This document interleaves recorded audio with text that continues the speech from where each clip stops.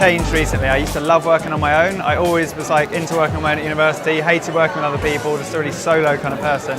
And then recently, last year, I did a Kickstarter and I learned lots of new things and learned that collaborating with people is actually amazing. So I learned how to make a book, I learned how to record a rap single, I learned how to make a rap video, and I learned how to do a Kickstarter, and I couldn't have done any of that stuff on my own. So collaboration is good. I learned, yeah.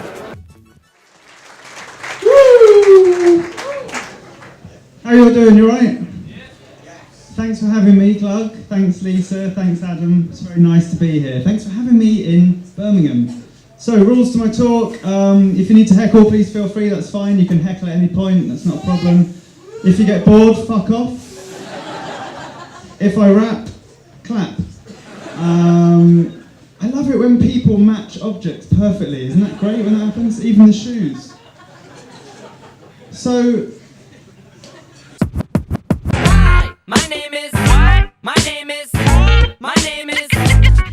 Mr. Bingo. So yeah, I've been a commercial illustrator for 15 years, and I've done lots of stuff like for magazines and advertising and posters and book covers and big things in restaurants on the walls. Done some stuff on TV. Good boy. Why is he called Dave? The person that had him before me called him Dave. I've drawn hair, I've done packaging for lager cans, I've animated dogs on skateboards, I've done wallpaper, and I've done, weird wallpaper actually. And I've done work like this which I don't like doing. I don't show this to anyone normally, so they wouldn't put this on my website. So this is horrible kind of client work you do to get paid loads of money, but I don't enjoy doing stuff like this. You do stuff like this to pay the bills. What I'd rather be doing is stuff like this. Which I'm going to be talking a little bit about later. So, I did a Kickstarter, as Lisa said. It was for a book, and the book is about hate mail. This project I did, where I send people postcards. So here's a sort of brief thing about hate mail and the project. I collect postcards. I've got lots of different collections. I'm really into postcards. So these are some from my animal collection. This is one of my favourite ones, a dog and some tulips. There's a small horse kicking a big horse. These are from my sort of boring collection, so you've got things like a nuclear power station, motorways, service stations, stuff like that. This is my most boring postcard actually. It's a shipping container, I bought this one in Germany. I like postcards where there's lots of the same thing happening. I like these ones as well, these cheeky ones, naughty, cheeky postcards.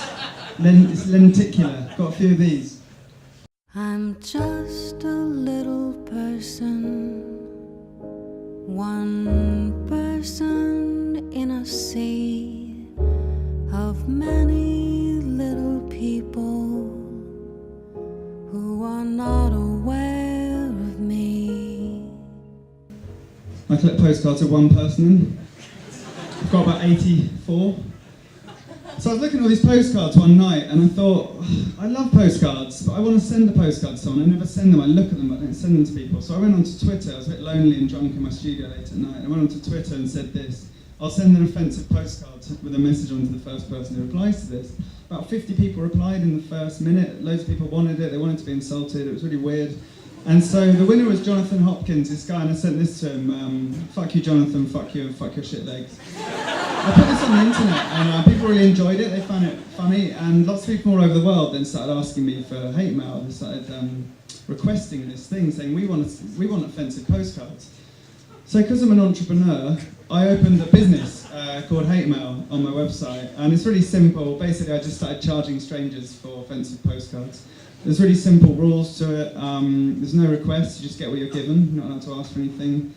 You can send them to anybody, you can send it to yourself, you can send it to a loved one, a friend, a stranger, and it's not my fault if you're sad or you're suicidal and have bad feelings. It's not my fault. You know, you're an idiot. You ordered something called hate mail. Loads of people bought them, and so I sent all these, and here's some examples of hate mail.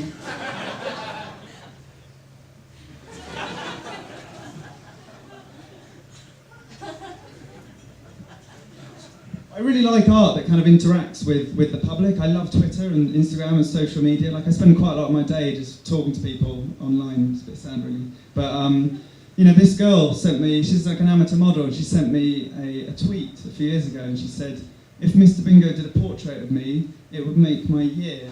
So I sent her that. Some of them are regional. It's the Isle of Wight.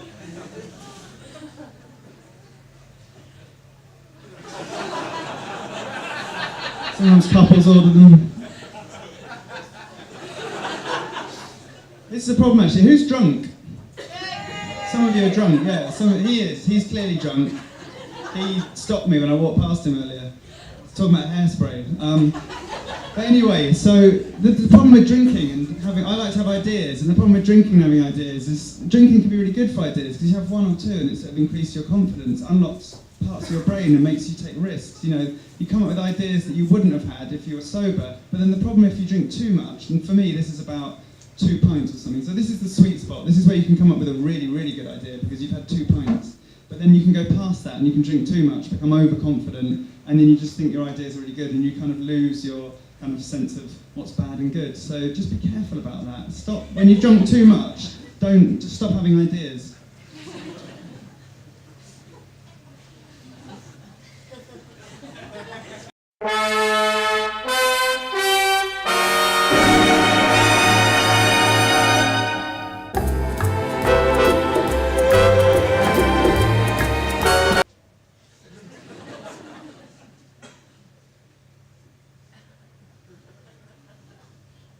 Problem with the project is it wasn't a very good business because I couldn't do enough of them for the demand. The demand outstripped the supply. So you know, it's just me doing these. I can't get people to help me. I'm the only person who can do these, I think.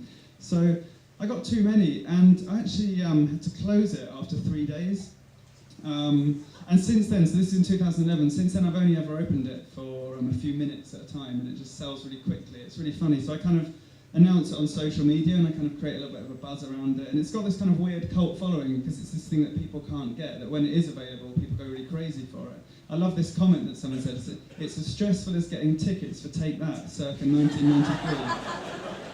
So I've done 1,082 of them, and it's quite difficult. It's difficult to insult people that many ways because they're all different, and I'm sort of scraping the barrel now. It's hard to come up with ideas, so they're getting more obscure. And they're becoming more niche, just a bit more strange, really.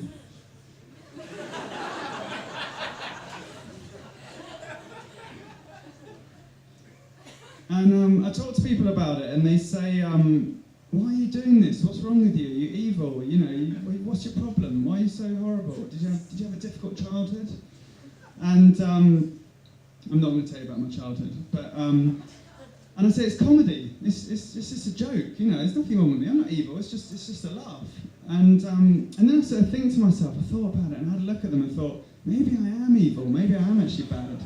And I started looking at the hate mails and I thought, actually, you know, most people do disappoint me. To be honest, if I'm honest with you, I hate most people.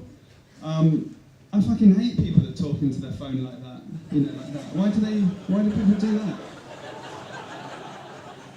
And you know, like. Men in suits who think they're a child and they go to work on these little scooters. And, you know, blokes that go out like that. I hate white people. And that mate that bored the shit out of everyone on Wednesday night, you all know who it was. I can't tell my friend they did that, so what I'm doing is it's kind of a lethargic process, and so instead of me telling that person I hate them, I'm telling a stranger, and they're paying for me for it, so it's quite nice. Sort of therapy. I hate Facebook. This is like a lot of my life. This is a lot of my life, this is one of them. Like, I don't know what you lot are like, but I have this thing that I call silent Tourette's. I don't know if any of you have this, where basically you see things and you don't say it out loud, but you just think, fucking cunt. Anyway, the project did well, and it got a lot of press. It got a lot of press. So people were talking about it, and all these different countries and magazines and newspapers talked about it, which was really nice. And which is weird, when I'm in the news, actually, I'm the only fun bit of news that happens that day, which is it's quite sad, but you know. And it became taken seriously as art, which I really liked, and it got put in galleries in a few different countries, and people are sort of stroking their chins, looking at postcards with cocks on. And I like that it became art. That's really nice. It even had its own beer at one point. What I really like about Dancing with Cats as a book is it does exactly what it says on the cover. It's really good. It's just people, dancing with cats.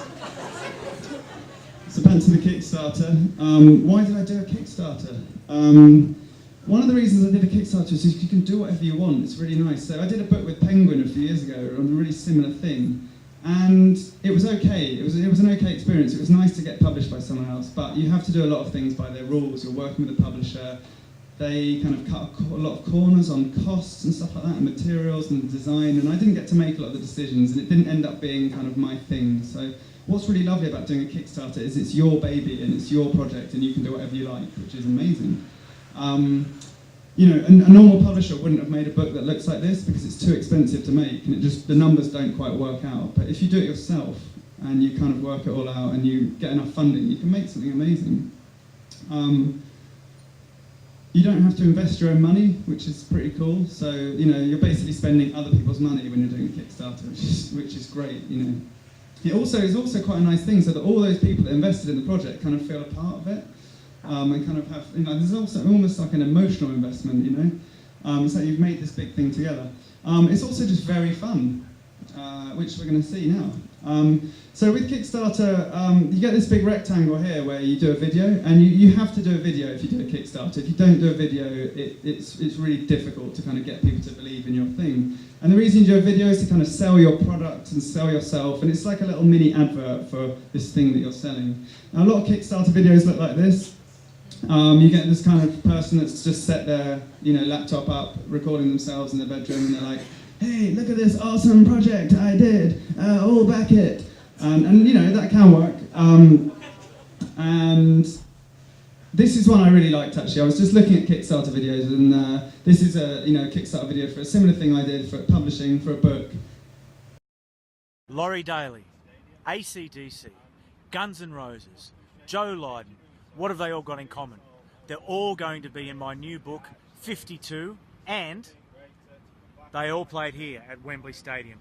Please come to my account on Kickstarter and support 52, a book about rugby league, rock and roll, and what it means to us. There's two things I like about Steve. One is just that he just doesn't give a shit. He's just gone, right, this is it, record myself. It's just like a selfie, and then just goes stadium and then back to himself. The other thing I really like is that he's so confident that he did a little smirk at the end because he knew he'd got it. He was like, done it. He did that in one take. Motherfucker got funded as well. A lot of videos look like this on Kickstarter, and this is fine, this is totally fine, but it's just not me. They're very nice. I find them a bit boring. I wanted to do something different and something a bit more interesting and fun, so I thought I'd make a rap video because it's obvious thing to do, right? I've always wanted to make a rap video, and Kickstarter was sort of an excuse to do one.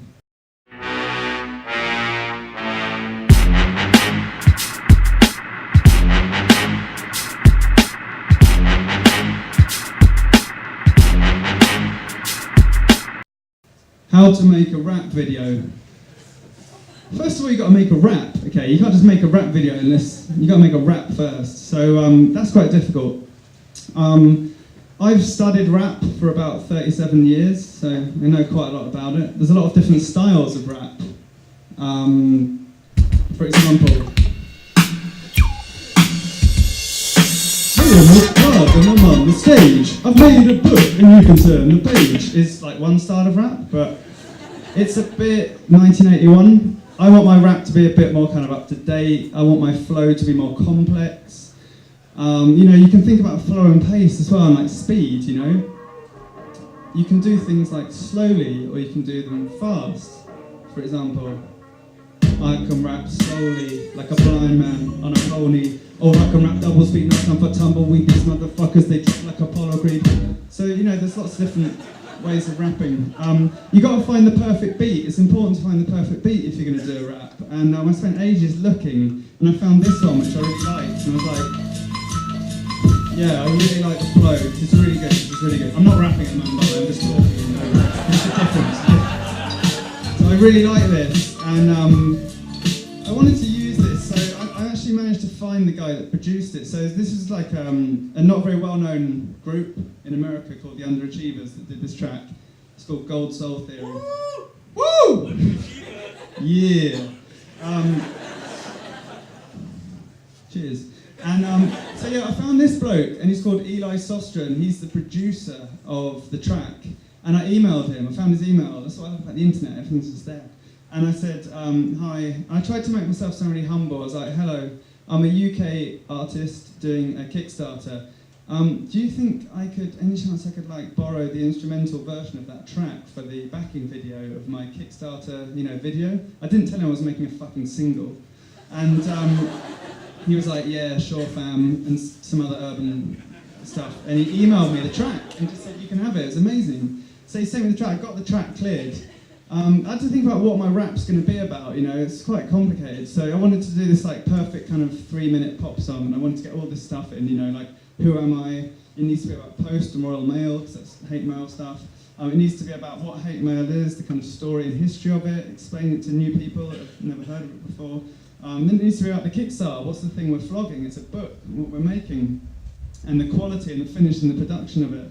It was really nice actually to be able to rap about bookbinding and stuff like that, because it hasn't really been done before as far as I know. And then it needs to finish with a kind of about raising money and crowdfunding and then appeal for backing. Are there any rappers in here actually? Who was that? What about, you're a rapper? Just appreciate rap. Okay, so I'm the only rapper in the room. If anyone wants to get into rap, I highly recommend it. This is one of the most important tools in your bag, handbag, whatever. It's a rhyming dictionary. It's very useful. It helps you rhyme. Rhyming's important, and so when I sat down to write my rap, I started thinking, how I first started doing it was I started thinking of words that rhymed, that talked about what I wanted to talk about. So I had these, service, serve this, deserve this, surplus, worthless, nervous, and then started putting them into actual bars of rap. So I opened a service to serve this demand for self-harming humans who felt they deserve this, my surplus, a postcard serving these worthless humans waiting by the letterbox, getting my nervous. And then I spent 2 weeks writing rap. I can't believe how long rap takes to write. I thought I'd do this in like a couple of days, I've heard people like Tupac would just like did a whole album in one night or something. It was ridiculous. But anyway, it took me ages. And I kind of sat around listening to that beat, just like going crazy on buses and like trains and cafes and bars and pubs for 2 weeks, for about 12 hours a day, just with my laptop, listening to the music, nodding away on my own, weirdly in the corner. And I'd write sort of like what I call rap sketches on the right hand side, where I'd kind of write down words that rhyme together and sentences and things that kind of sounded like they might be good. And on the left hand side, I'd kind of have full bars and lyrics that might make the final cut. And I wrote so much rap, I ended up with like about 20 minutes of rap that I couldn't even fit in because I just wrote so much. Like some of it was really good, like yo, yo, yo. My pen's full of anthrax, I'm sadder than Anne Frank's diary. I might be under inquiry, the Fed's trying to wire me. I'm almost at the priory, I'm so fucked, even ISIS might hire me. It's quite good, but I couldn't put that in the track because there just wasn't enough room. And the Kickstarter video has to be, it's got to fit down to, can't be too long. So I finished my rap and I wrote the rap lyrics and I kind of learned them. I spent ages learning them. And then I was like, oh shit, I've got to make a rap song. How can I do that? And I don't know how to record a song, I'm not a music artist. And I remember this guy, he's called Hugh Stevens, he's a BBC Radio 6 DJ. And I met him at a Latitude Festival a couple of years ago. And I sent him an email and I was like, Hugh, I've got to make a rap single, how do I do it? You know about music people and stuff. And he put me in touch with a friend of his who's got a recording studio in his flat. And he agreed to do it for a really cheap price, went around this guy's house in Leytonstone in London. It was really weird, just I made a rough cut of the beat, sent it to him, he made a nicer version of it, and I turned it with all my lyrics, and then, he had one of these weird microphones with the sort of circle thing in front of it, and he just goes, start rapping, and I was like, oh god, and then started rapping, and it turned out okay, And it was just really weird. And then like 4 hours later, I walked out with a finished rap single, and I was sitting on the tube train listening to my rap, like smiling, and no one else knew why. Anyway, I've got sidetracked. So we're talking about how to make a rap video. You've got to find a film crew. I'm really lucky to know these guys. They're called Oldie. They're friends of mine, and they're a bit like me actually. They're sort of like slightly nerdy white guys in their 30s who wish they were in the Wu-Tang Clan, but were born in the wrong place at the wrong time. So I went to them and I said, look guys, I want to make a rap video. I don't really have any budget for it. And they were like, yeah, we want to make a rap video. It's cool, yeah. And we all got really excited about it. So it's like this, fun personal project. And for the day itself, we just had, 1 day to shoot, and we managed to get a really good little tight crew together, about 12, 13 people. And there's a few friends I got to help, but also I just, because I'm really lucky with Twitter, I said, does anyone want to come out, help be a runner for the day? We're going to make a rap video, and loads of people kind of applied, and that was really good. So we got some strangers from Twitter to come and help out. Locations are important if you're making a rap video. I sort of cycled around East London for a while, just looking at every single street, and looking. I kind of wanted my rap video to be quite sort of like grimy and kind of cliche rap, a bit 90s. And so these were all the kind of places that I liked. And then, I take this stuff really seriously. So there's a post box in one of the scenes. This is just my favourite 9 post boxes that I shortlisted for the video. They're all good for different reasons, but we chose one in the end. And then this is our kind of final shot list for the actual day. So we had 12 hours to fit all this stuff in. This is a guy I know called, he's a graffiti artist called Oust, and I met him through a gallery that sells my prints, and I was kind of like playing in my rap song, and I was like, I'm trying to find like locations for my rap video, and he went, oh bravo, I know this sick location, and I was like, oh brilliant, where's that? And he showed it to me, and it's this kind of disused graph yard, it's amazing, so the local council have just left it, so it's just this kind of weird bit of land that's just used by graffiti artists and drug addicts. And that's just us doing like a little recce. And then he said, actually, because he's really like, young and enthusiastic, and he said, I can do like a massive piece, like a massive bingo piece on the wall for you. And I was like, oh great. And so he did that on the day, like turned up 4 hours before we went down to shoot. So that was really nice. And I love like all those kind of elements of hip hop culture, and I used to love just like reading all these graffiti books and stuff. So it's so exciting to kind of have my name actually like that big on a wall. Outfits are important to me in rap videos. Who knows who this is? It's Grandmaster Flash and the Furious Five. So this is like 1980, 79, 80, and this is what hip hop used to look like. It was quite exciting. It was more flamboyant. It was more theatrical, camp. It lost its way a bit, I guess. It came a bit more like this in the 90s. And I quite like this stuff, this kind of, ridiculously kind of over-posturing ego ridiculousness of the kind of gangster era. And I wanted to reference this a little bit, so I made a t-shirt with my own face on, really big. I was really happy with my t-shirt with my own face on. I really liked it, but it backfired a bit, because within a few hours of the video actually going out on the internet, 4 people tweeted at me and said, where did you get your David Cameron t-shirt from? Obviously, I do look a bit like him. I also wanted to dress as a postman in the video because it's about mail and stuff and Royal Mail. And I actually found out it's really interesting. It's illegal to dress as a postman in the UK. How weird is that? So I thought I'd just go on eBay and type in postman outfit, and shitloads would come up. Nothing. So it was really difficult to get this. And I spent ages talking to lots of different people and different connections. And in the end, I managed to get half the outfit from a postman in Lancashire called Kev. So big up, Kev. Kev. And then other bits, I got the bag from a graphic designer in London. But yeah, I put it together and it turned out really well in the end. It's good, it's a plausible postman. Squads are important. You might have different words for this depending on sort of what background you're from. So it might be squad, crew, gang, posse, roadmen, mandem. It's this kind of thing, so in the rap, but this is like a little mood board I made for myself of what I thought my rap video would look like. So this is me, and then in the background you've got your squad, your roadmen, and it was important for me to have this. They're kind of like a gang, and they get behind you and they kind of big you up and they make you look kind of, I don't know, it's rap stuff. And I thought, well, I could use my friends. It's the easiest thing to do, right? But it would look like that.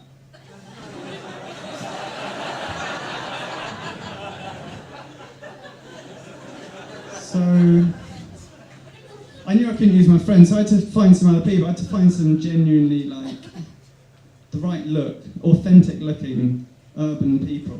And I put this on the internet. I said, do you want to be in my rap video? And asked people to send me a cool photo. And lots of people sent photos, and they just all looked a bit weird. It wasn't quite right. So I just forgot that idea. Didn't reply to any emails. It was a bit awkward.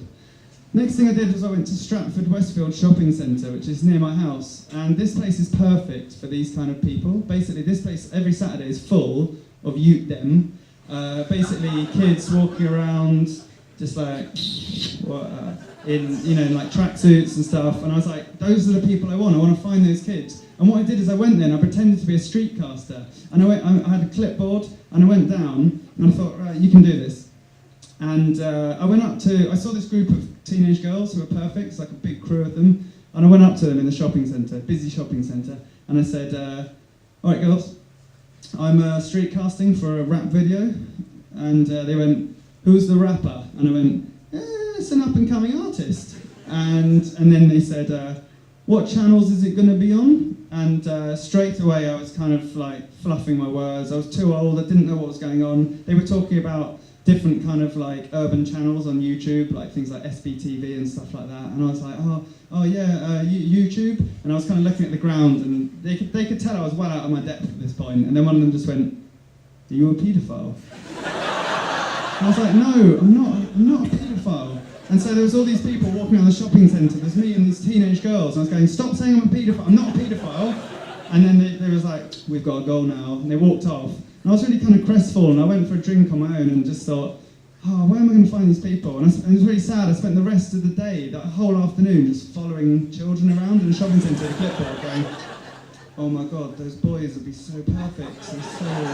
But didn't actually go up to them, just looked at them a lot. So lucky I wasn't arrested. And then I remembered, that was awful. That was one of the worst days of my life. I remember this kid I saw at an open mic night at a cinema in East London. So I went to this night about 6 months ago, about a year ago, and it's called All Stars, with a Z, All Stars. And basically it's like kids, teenagers doing like open mic, R&B, spoken word, poetry, hip hop, stuff like that. It's really, really quite exciting. And I saw this 17-year-old school kid called DC Scribbler, and I thought he was really good. He was like half Canadian, half from London. And I just remembered him, followed him on Twitter, and then I thought, 6 months later, I was doing the Kickstarter, and I just sent him a message, and I was like, I've got an opportunity. And it was really difficult, and he was like, yeah, DM me. So we followed each other, and then we direct messaged, and this was before direct messaging opened up into more characters, so I had to do it in 140 characters or less, basically persuade him that I was doing a joke comedy video, I'm not a rapper, and do you and your mates want to be in the background to make it look more authentic? So I was very honest, and I paid him a bit of money as well, and he said yes, it was amazing, he said yes, and so it was crazy. And they were all in it, and so this is like a mixture of some of my friends and some of them. You can tell which ones they are, they're 17 for fuck's sake. So that's what I did. So basically what I did is I groomed a 17-year-old boy to meet me in a disused graft / drug yard, and then I gave him a bag of money and 100 pounds of red stripe. But it's all fine. They were happy. Props are good for making music videos. I wanted to have a Boris bike in it, so anyone that's been to London will know what these are. Love Boris bikes, use them all the time. Normally I have the seat on sort of 6.5, but I lowered it to 0 because it's more gangster. I wanted to have a fuck it list because one of the lyrics is having a fuck it list, and so I wanted to have that in it. I wanted to have post in it as well, made lots of these for different takes, putting them all in the post box. And of course, vintage postcards are in it. And for me, this was a moment of pure art where we basically got these kids to wave vintage postcards around. And I just remember looking at it and thinking, oh my God, I think this might be the first time this has ever happened in the whole world. I think I might have had an original idea.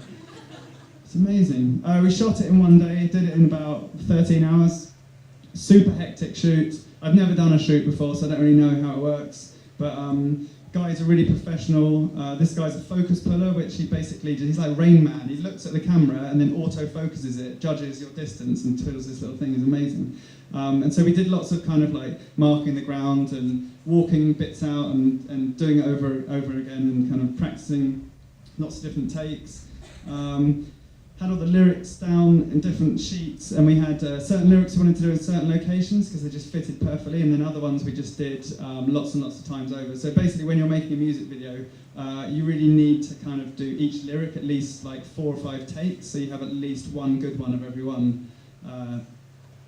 And we had these nice little props that they brought on the day, like this table where we kind of had like a fake glass top, so we had a pint going down on it, filming from underneath, which you'll see in the video. A lot of it's down to ad-libbing as well, so I spent months planning this thing, like meticulously planning every kind of minute of it and how it would work. And then a lot of it just comes down to stuff you do on the day. So this is my friend James, and he looks a bit like a barman, so we needed a barman, and so he just sort of stepped in as a sort of cameo appearance as a barman, which was really nice. I was sort of mucking about on the street, standing on one of these things, you know, where you chain your bike to, and that became like a really nice little part of one of the shots. Tyres as well. I didn't see these on the original location sort of scale, but I saw them on the day of the shoot. And I don't know if you guys know much about rap, but there's something really hip hop about getting into the tyres, just getting in amongst some tyres. So that was a really nice little bit. And I saw this really lovely bit of graffiti that just said art, and I thought I really want that in the background of one of the shots, so especially this bit where I'm talking about art. And then when we turn up on the day, there's this funny trolley, just full of like shit clothes, and I think some board games. Someone had just left it, and we just decided to leave it in the shop because it was just funny. So it's just like a nice happy accident, and then I sort of pushed it in a sort of hip hop style, pushing a trolley. And my friend set off these kind of smoke bomb things as well, which was a nice little surprise and added to it. Editing is amazing. So that was the amount of footage we shot, and that's the length of the final film. I don't know how people make films, you know. I just let them get on with it. But also, it's like a bit like a robot's cock. Does anyone here make films? Some of you, yeah. I don't really know about making films. I don't really understand it, but you know, I got them to send me a screen grab so I could just show it. But I guess this is sound, and these are bits of film, and yeah, it's making films. And it was really nice. They put bits in it that I didn't know happened as well. So because I'm a professional actor, I was in the pub and I was drinking a pint in one of the scenes at 10 in the morning. And I didn't want to fuck up my lyrics later on, so I'm professional. So I spat my beer back into my pint, and the camera's still rolling, and they put that bit in it, which was really funny. Who wants to see the rap video?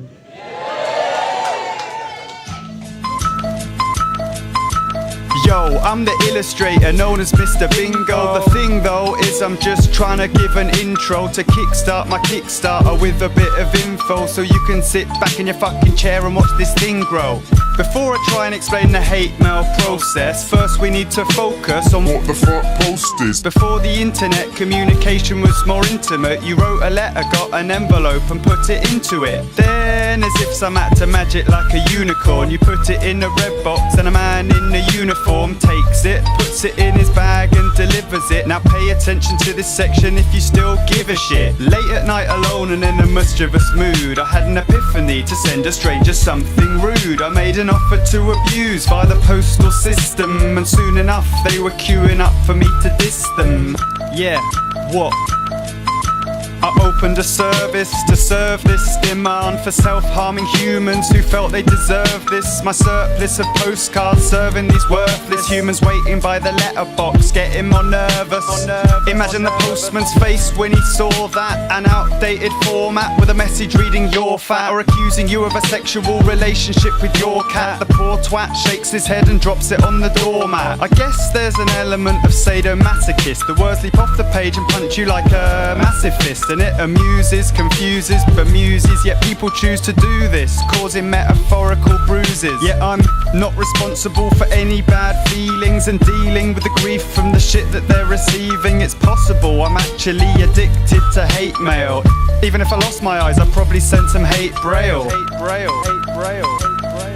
Yeah, the first book documented hate mail's inception, but this one is more of a definitive collection. Perfection, a carefully curated selection, and you vote to get it made, a bit like an election. Cloth-bound, foil-blocking, expert binding, a super high-end art book in case you need reminding. You might think sparing no expense is a bold choice. If publishing was cars, then this book's a fucking Rolls Royce. Some say this is my difficult second album, but how come you actually allowed your mind that outcome? I'm still the world's best hate mailer. I hate failure. My whole career's actually based on bad behaviour. Look, I'm just an artist trying my hardest to pass this test, to reach a big target. The vastness keeping me awake in the darkness. Regardless, I'm risking it and taking my chances.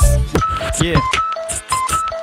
So what I'm yearning is that this mad cash that we're earning converts the pages turning, and the world keeps learning that a self-published book's always been on my bucket list, and a failed Kickstarter's always been on my fuck it list. So please invest, or I might turn to incest, marry my rich sister and live off her interest. Yo, but take me seriously and look me in the eyeball when I say this book could be bigger than the motherfucking Bible.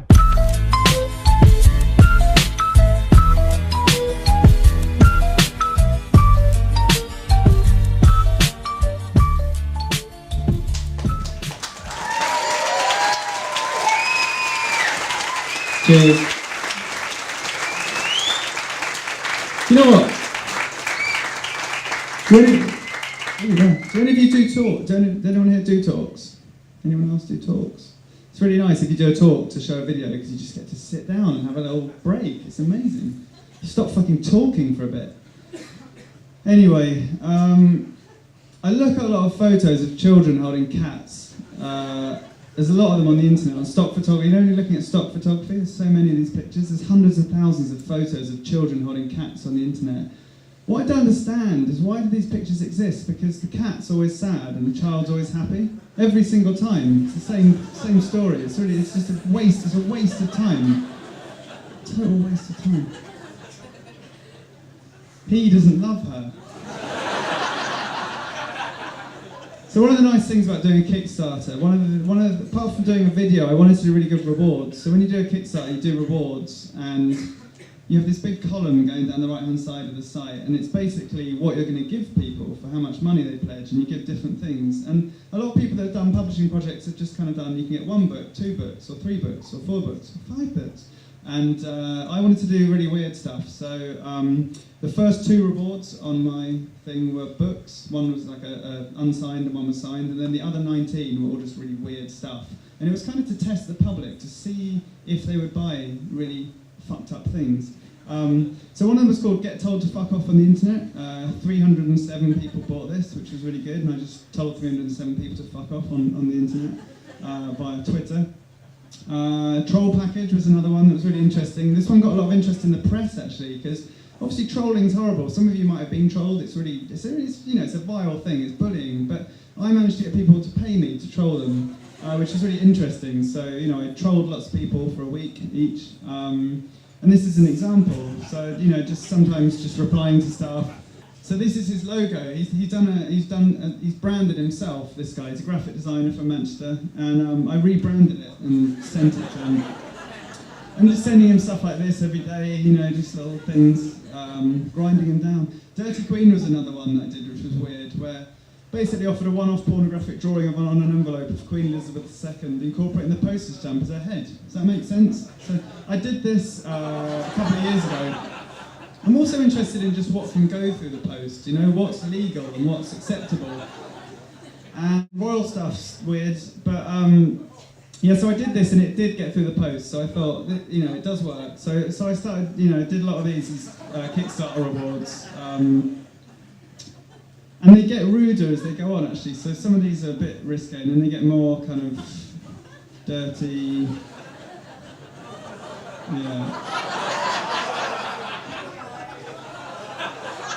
Anyway, but yeah, the weird thing about doing royal stuff and queen stuff is, at some point in history, this might have happened to you if you'd done that. And a lot of people saw these and were really worried, actually, for me. They thought I was going to get killed, or, I don't know.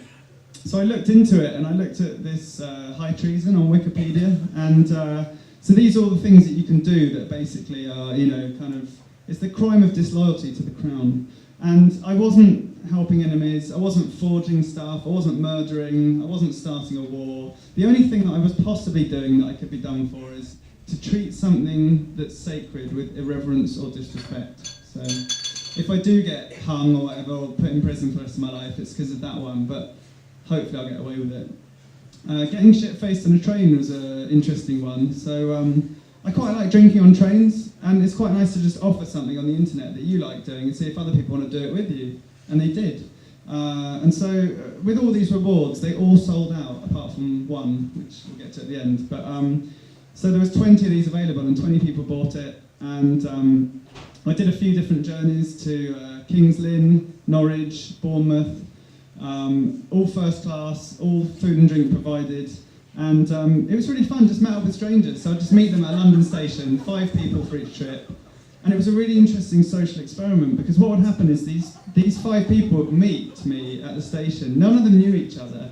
And they kind of like were being polite and go, hey, what do you do? What's your name? Oh, cool, yeah, oh yeah, I know that TV programme. And then 4 hours after being stuck in a metal tube flying through the countryside, downing booze, they just go mental. And then at the end of it, they're all like jumping on each other and like hugging, and they've all swapped phone numbers. It's not, this one went too far. I went too far.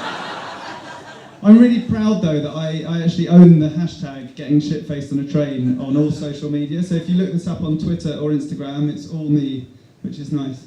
I like drawing people on trains as well, actually, when I'm not doing that. It's a pastime. Fuck Christmas was one I did, where I told 20 people to fuck off in Christmas cards. But I also did a deluxe edition for 5 very special people, where they paid extra for me to phone them on Christmas Day and tell them to fuck off, which is weird. You know, it's weird, but why would you pay for that?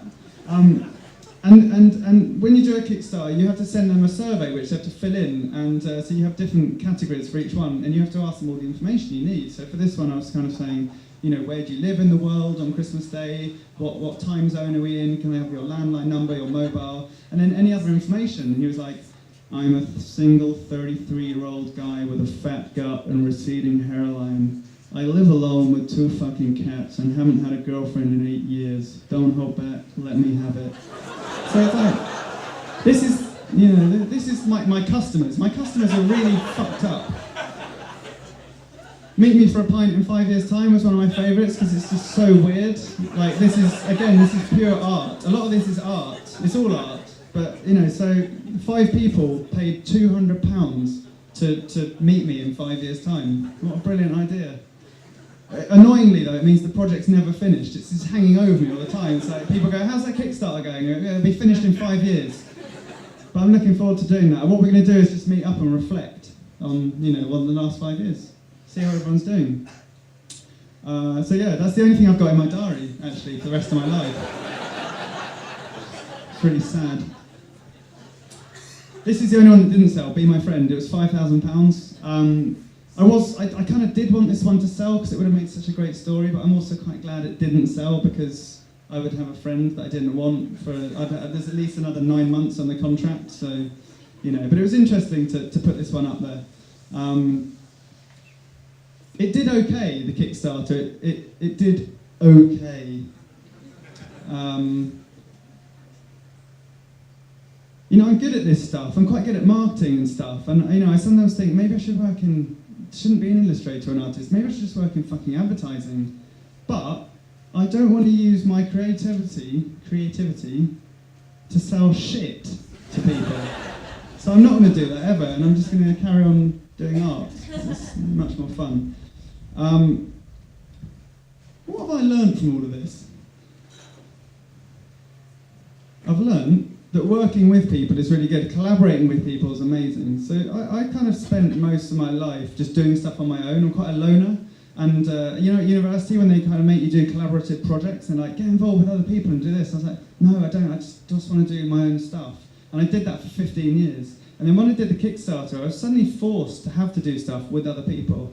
And I found out a bit late in life that it's really good to work with people that can do amazing stuff and have talents that you don't have, because you can make crazy, amazing stuff. So, you know, I got to work with people that knew how to make books, and people that knew how to record rap singles, and people that knew how to make rap videos, and also just people that helped me make a Kickstarter as well, like how to actually do a crowdfunding campaign. And I wouldn't have been able to do any of this stuff without actually, you know, collaborating with people that can do stuff that I can't. So that was a really good lesson. If you think you can do better than what's already out there, it's worth having a go. What I mean by this is basically I kind of looked at Kickstarter and I looked at a lot of the things and thought, this is shit, I can do better than this. And I looked at a lot of books and thought I could make better books than this, and I can make better Kickstarter videos than this. And if you're having those thoughts, it's probably worth doing it, you know? Like if any of you think there's something out there, like a product or a thing, and you think you can do a better version of it, you probably should. You know, it's definitely worth doing. And the other thing I learned, which I really like, is that, you know, people are more willing than you think to buy stupid things. So this whole project's really restored my faith in the whole world, actually. Like, I thought people were a bit straight and boring, but actually they're really quite fun. And, you know, I put all this crazy stuff up for sale and it all sold out, so that was amazing. What's next? Everyone wants to know what's next. So it's like, oh yeah, you did that thing. What are you doing this year? What's your next big project? Well, nothing. I've got nothing. I don't know what I'm doing. So stop asking me that. Leave me alone. You know, I've peaked. I've done a rap video. That's the peak of my career. That's it. I'm finished. It's probably the end. But hopefully, I don't know what I'm going to do this year, but the plan is to not do any more commercial illustration work if I can. And I want to try and survive being an artist and just doing like really, really fun projects like this Kickstarter. I want to do more stuff like that and try and make a living out of just selling stupid stuff to people. So that's the plan. I feel a bit like this about everything, really.